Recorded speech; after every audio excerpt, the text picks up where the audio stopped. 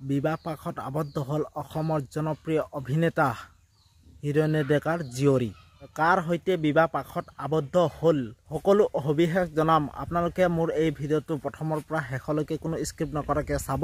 তো বলক ভিডিঅ'টো আৰম্ভ কৰোঁ। নমস্কাৰ বন্ধু বান্ধৱীসকল, আপোনালোকক সকলোকে স্বাগতম জনাইছোঁ মোৰ এটি নতুন ভিডিঅ'লৈ। কি খবৰ আপোনালোকৰ?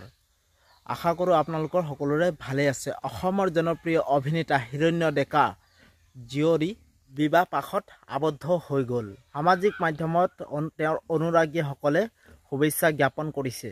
সৰ্বপ্ৰথমে আমি আমাৰ চেনেলৰ তৰফৰ পৰা অসমৰ জনপ্ৰিয় কৌতুক অভিনেতা হিৰণ্য ডেকাৰ জীয়ৰী এই মাংগলিক অনুষ্ঠান হিয়াবেৰা শুভেচ্ছা জ্ঞাপন কৰিছোঁ।